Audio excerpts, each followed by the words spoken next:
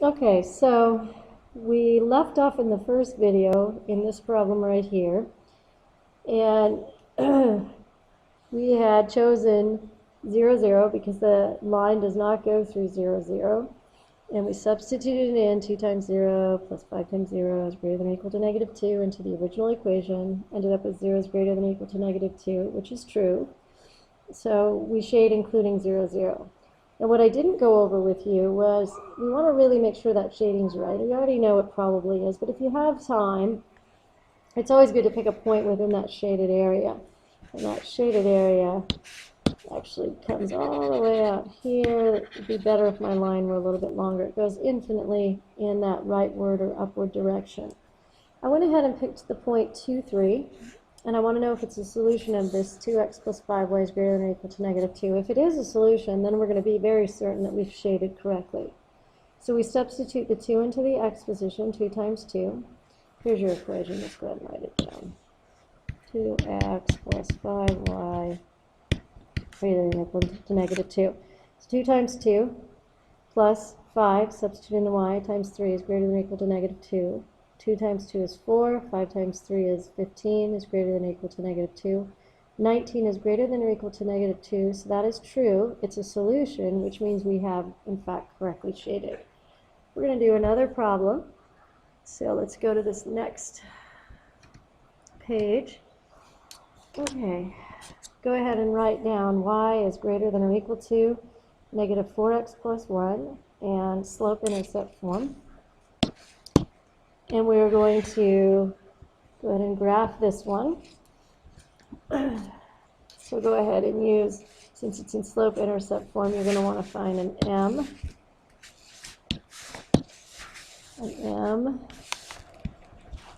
and a B.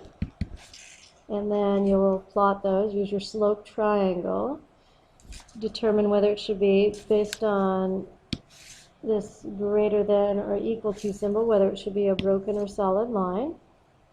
Draw that, and then if you can, pick 0, 0 to determine which side you should shade on. If you can't, you'll have to pick another point, but many times the lines do not go through 0, 0, so you're able to choose it.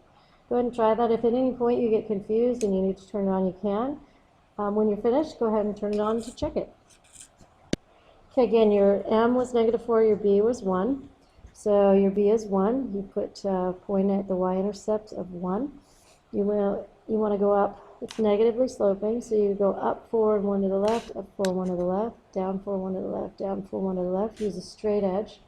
Connect it with a solid line because it has an equal to. So all the points that lie on that line will be solutions. Now we want to know which side to shade on. This is the new part. The other part's just graphing a line. Picking 0, 0 because it does not, it's close to the line, it does not fall on the line. So we're picking 0, 0, and it's just to the left of the blue line. Substituting in y or the 0 value into the y position, the 0 value into the x position. So 0 is greater than or equal to negative 4 times 0 plus 1. 0 is greater than or equal to 0 plus 1. 0 is greater than or equal to 1. That's false. 0 is not greater than or equal to 1. So you do not include 0, 0 in the shading. So 0, 0 is to the left of the line. That means you shade to the right of the line. Now we're going to pick another point just to make sure that this is in fact correct shading. So choose this. I'm going to pick 1, 1. You can pick anything that's in that shaded area.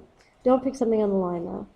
And we're going to plug that in. So we're going to check 1, 1 as a solution. I'll get you started with this, and you try it on your own. Finish it up on your own, and then check it. So we're going to substitute it into the y is greater than or equal to negative 4x plus 1. Y is going to be 1. There's 1 right here. Greater than or equal to negative 4 times the x is 1 plus 1. Go ahead and finish that up on your own and determine whether you believe it is a solution or not, and whether we've shaded correctly.